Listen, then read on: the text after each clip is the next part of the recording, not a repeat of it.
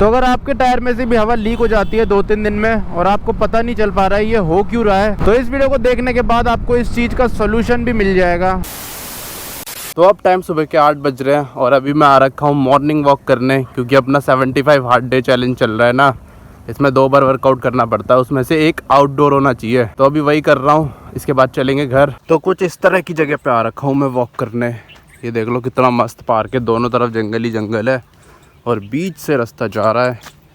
ये उधर बन रखा है अरावली हिल्स पे, ये पीछे पूरा अरावली हिल्स है पहाड़, और उधर कहीं सूरज उग रहा है, ये देखो हल्का हल्का दिख रहा है। और यहाँ पे देखो सामने ना एक घर है, पूरा खंडर हो रखा है।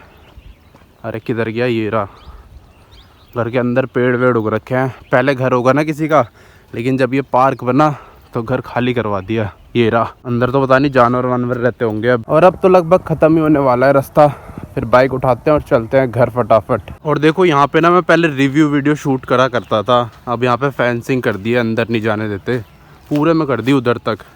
पहले तो हर जगह ही खुली थी, कहीं भी बना लो वीडियो, लेकिन अब बंद हो चुकी है, तो अब वीडियो बनाने कहीं और जाना पड़ता है। बाकी ये सामने भी ऐसी जंगल ही है। अभी तो थोड़ा थोड़ा पोल्यूशन आ रखा है दिल्ली में, थोड़ा थोड़ा नहीं बहुत ज़्यादा आ रखा है, तो इसलिए थोड़ा कम दिख रहा है। आज तो वैसे यार पोल्यूशन कम है, देखो सूरज कितना ज़्यादा दिख रहा है आज, दिखाऊं? ये देखो, नहीं तो और दिन तो बिल्कुल ही नहीं दिख रहा था, लाल लाल सा दिख रहा था, लेकिन आज बहुत ज़्यादा दिख रहा है। तो पोल्यूशन इसका मतलब कम हो गया है दिल्ली में। तो अब निकल चुका हूँ बाइक लेके। बाइक में बैठते यार अब तो बहुत ज़्यादा मज़ा आता है। जब इतनी देर पैदल चल के आते हैं ना, तो ऐसा लगता है जन्नत मिल गई, जन्नत। ये देखो यहाँ पे बैठने के लिए बना रखा है, और इधर से हो रहा है सनराइज़। यहाँ का रास्ता थोड़ा ऐसा है उबड़ खाबड़ सा, पर आगे जाके अभी प्लेन रास्ता आ जाएगा। तो चलते हैं अब फटाफट घर। तो अब टाइम सुबह के 11 बज चुके हैं और निकल चुका हूँ घर से स्कूटी लेके। और आज पोल्यूशन भी थोड़ा कम हो गया है दिल्ली में, क्योंकि सूरज उग गया है, सूरज की रोशनी आ गई है रोड पे। कल तो सूरज की रोशनी नहीं आ रही थी। आज संडे भी है, तो इसलिए आज रोड खाली खाली हो रखे हैं। और इसी के साथ हनुमान जी का मंदिर भी आ चुका है। जय बजरंगबली। तो एक ना क्वेश्चन है जो कि बहुत लोग मेरे से पूछते रहते हैं कि हमारी स्कूटी के टायर से ना बार बार हवा लीक हो जाती है।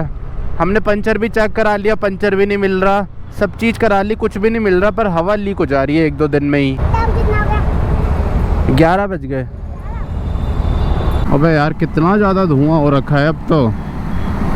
एक तो वैसे ही धुआं है और ऊपर से बसें बहुत ज़्यादा धुआं छोड़ती है, पता नहीं क्यों। आज तो यार सीधा ही सीधा निकल गया एकदम स्मूथली, रेड लाइट भी नहीं हो रखी है। हाँ तो मैं बोल रहा था बहुत ज़्यादा लोग ना परेशान हो रखे हैं इस चीज़ से कि टायर में से हवा लीक हो जा रही है, उनको कुछ पता ही नहीं चल पा रहा है कैसे हो रही है, क्यों हो रही है, और इसका सलूशन क्या है। तो इस वीडियो में मैं आपको इसका सलूशन बताऊंगा।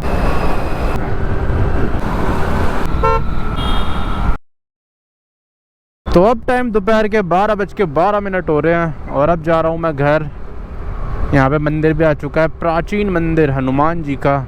जय बजरंगबली। तो अब मैं आपको बताता हूँ सोल्यूशन टायर में से बार बार हवा निकलने का। जो ये वाली दिक्कत है ना, वो मेरे साथ भी बहुत बार हो चुकी है, बहुत बार मैं इस दिक्कत से परेशान हो गया हूँ। लेकिन अब मेरे को ना इसका वो पता चल जाता है रीज़न।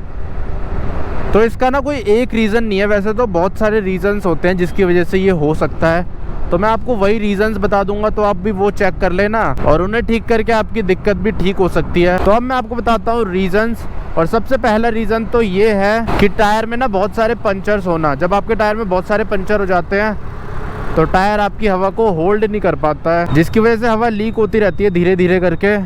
ऐसा मेरे साथ भी हो रखा है। जो मेरा सबसे पहला वाला टायर था ना, पीछे वाला, उसमें लगभग 7-8 से भी ज़्यादा पंचर हो गए थे और मैंने सारे पंचर रिपेयर भी कर लिए थे, लेकिन फिर भी ना उसमें हवा रुक नहीं रही थी, निकले ही जा रही थी, निकले ही जा रही थी, निकले ही जा रही थी। ये देख लो जी वैगन क्या मस्त लग रही है, ग्रे कलर की। तो इसलिए अगर आपके टायर में 5 से ज़्यादा पंचर है ना, तब भी ये दिक्कत आ सकती है। और इसका तो कोई सोल्यूशन भी नहीं है, इसके लिए आपको टायर ही चेंज करना पड़ेगा, तभी ये सॉल्व हो पाएगा।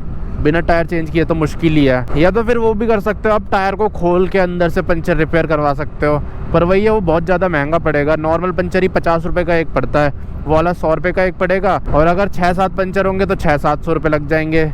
इससे बढ़िया 1100-1200 रुपये में अपना टायर चेंज करवा दो, वो बहुत ज़्यादा सस्ता पड़ेगा। और ऊपर से वो ज़्यादा बढ़िया भी रहेगा, नया टायर मिल जाएगा, ग्रिप अच्छी मिल जाएगी, सेफ्टी बढ़ जाएगी गाड़ी की। और रिपेयर करा के सेफ्टी भी ख़राब होगी, पैसा भी वेस्ट होगा और इतना वैल्यू फॉर मनी भी नहीं है, क्योंकि पंचर जो हम रिपेयर करते हैं ना वो कभी भी दोबारा ख़राब हो सकता है। तो इसलिए इसका सोल्यूशन तो एक ही है कि अपना टायर रिप्लेस कर दो, नया टायर लगवा दो अपनी स्कूटी में। और अब बढ़ते हैं अपने दूसरे रीज़न की तरफ, और जो दूसरा रीज़न वो भी इससे रिलेटेड ही है, पंचर से रिलेटेड। तो बहुत बार क्या होता है, जब हम पंचर लगा देते हैं ना, तो पंचर हमेशा के लिए आपके टायर को ठीक नहीं रखता। कुछ टाइम बाद ना पंचर लीक होने लग जाता है। ऐसे ही मेरे साथ अभी कुछ महीने पहले ही हुआ था, ये तो 2 महीने पहले।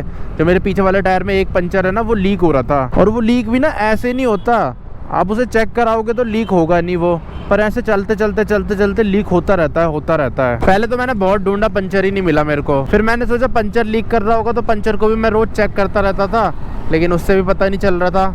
फिर मैंने जब उसे दोबारा रिपेयर कर दिया ना, फिर लीक होना हवा बंद हो गई स्कूटी की। तो इसलिए एक ये भी रीज़न हो सकता है, आपके जो पंचर्स हैं वो लीक हो रहे होंगे और वो ऐसे पकड़ में भी नहीं आते।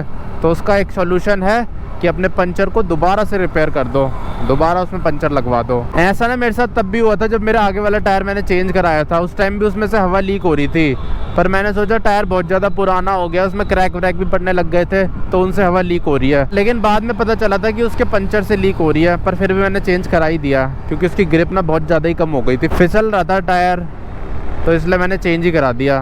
वैसे उसमें एक ही पंचर था और जो हवा थी वो पंचर से ही लीक हो रही थी। अब बढ़ते हैं अपने अगले रीज़न की तरफ, और अगला रीज़न है वो है कि जो टायर का वो होता है ना वेल्व, वो भी बहुत बार ना ख़राब हो जाती है, फिर उससे भी बहुत ज़्यादा हवा लीक होती रहती है। और संडे के दिन दिल्ली के रोड्स देख लो कितने ज़्यादा खाली हो रखे हैं, मज़ा आ रहा है स्कूटी चलाने में। और इस वाली प्रॉब्लम का तो बहुत छोटा सा सलूशन है, वॉल्व चेंज करा दो, सस्ती सी हो जाती है वो 10-20 रुपए की, इसमें इतनी ज़्यादा दिक्कत नहीं है। तो अब बढ़ते हैं अपने अगले रीज़न की तरफ, और वो रीज़न ये है कि कभी कभी ना हमारे स्कूटी के टायर्स में बहुत ज़्यादा छोटे छोटे पंचर्स हो जाते हैं, जो कि ढूंढना बहुत ज़्यादा मुश्किल हो जाता है। हवा भी लीक होती रहती है और आपको पता भी नहीं चलता, इतने छोटे पंचर होते हैं वो, जैसे सुई हुई के। और उन्हें ढूंढना भी ना बहुत ज़्यादा मुश्किल होता है, लेकिन उन्हें ढूंढने का भी एक तरीका है, और वो तरीका ये है कि अपनी स्कूटी को ना पहले थोड़ा चलाओ, उसके टायर्स को गर्म करो, उसके बाद तुरंत चेक करो, तो आपको मिल जाएंगे वो पंचर्स। ठंडे टायर में चेक करोगे तो कभी ज़िंदगी में नहीं मिलेंगे। उसके लिए आपको टायर्स थोड़े गर्म करने पड़ेंगे, और ऐसे मौसम में टायर गर्म करना थोड़ा ज़्यादा मुश्किल हो जाता है। गर्मियों में तो आसान होता है, गर्मियों में तो 2-3 किलोमीटर भी चलाओगे तो टायर ऐसे उबलने लग जाते हैं। और कभी कभी क्या होता है ना कि हमारे ना एलॉय बैंड हो जाते हैं, जिसकी वजह से यहाँ साइड से भी हवा लीक हो जाती है, जहाँ से भी बैंड हुआ होगा, तो उस केस में भी आपका टायर लीकेज होता रहेगा। नहीं यार, अभी के मौसम में भी टायर काफ़ी ज़्यादा गर्म हो जा रहे हैं, मैं तो सोच रहा था अभी गर्म नहीं हो रहे होंगे, पर हो रखे हैं। और जो मैं वॉल्व बोल रहा था ना, वो इसके अंदर एक छोटी सी पिन जैसी होती है, वो होती है वॉल्व, तो वो भी लीक हो सकती है और ये भी लीक हो सकता है साइड से। तो दोनों चीज़ें चेक कर लेना, जो भी लीक होगा वो चेंज करवा लेना। ये चेंज करना थोड़ा मुश्किल होता है, इसके लिए टायर खुलता है, लेकिन जो अंदर की पिन होती है वो चेंज करना आसान होता है, वो ऐसी लग जाती है। लेकिन इसके लिए पूरा टायर खुलेगा, फिर अंदर से चेंज होगा ये। और अगर आपका एलॉय व्हील बेंड हो गया है कहीं से थोड़ा सा भी, तो उसके लिए तो आपको फिर एलॉय व्हील ही चेंज करना पड़ेगा, क्योंकि वो रिपेयर भी नहीं होता है। जो नॉर्मल वाले रिम होते हैं, जैसे एक्टिवा में आते हैं ना लोहे वाले, वो रिपेयर हो जाते हैं, पर एलॉय व्हील्स नहीं होते रिपेयर। वैसे तो इतना आसानी से बेंड होता नहीं है, मेरी स्कूटी तो कितने बड़े बड़े गड्ढों में गई है, आज तक तो बेंड नहीं हुआ, पर यह है कि कुछ ज़्यादा ही बहुत बड़े गड्ढे में चली जाएगी तब हो सकता है। और अगर थोड़ा सा बेंड हो रखा है और आपको अलॉय व्हील चेंज नहीं कराना, तो आप ट्यूब डाल सकते हो टायर्स में। उससे ये नुकसान है कि टायर ट्यूब वाला बन जाएगा, पर यह है कि थोड़ा खर्चा कम हो जाएगा, फिर बाद में जब पैसे आए तब लगा लेना अलॉय व्हील दूसरा। तो बस यही थे रीजंस जो मेरे को पता है, जिसकी वजह से टायर्स लीक होते रहते हैं और इंसान को पता नहीं चलता, और बहुत ज़्यादा ना परेशान कर देती है ये सारी चीज़ें, क्योंकि स्कूटी ढंग से नहीं चलती, माइलेज बहुत ज़्यादा कम देती है, तो बहुत ज़्यादा इरिटेटिंग चीज़ें हैं ये। वैसे अब थोड़े ऐसे टायर बना देने चाहिए जो पंचर ही ना हो कभी, क्योंकि ये ना बहुत ज़्यादा इरिटेटिंग चीज़ है, मेरे को तो बहुत ज़्यादा इरिटेट करती है ये सारी चीज़ें। मन करता है टायर निकालूँ और आग लगा दूँ टायर पे, पर क्या करें, लगा भी तो नहीं सकते, फिर स्कूटी कैसे चलेगी। इस टाइम बहुत ज़्यादा गुस्सा आ जाता है टायर्स पे, एक तो पेट्रोल भी ज़्यादा पीने लग जाती है स्कूटी, पावर भी कम हो जाती है और मज़ा भी नहीं आता चलाने में, ऐसा लगता है ज़बरदस्ती खींच रहे हैं।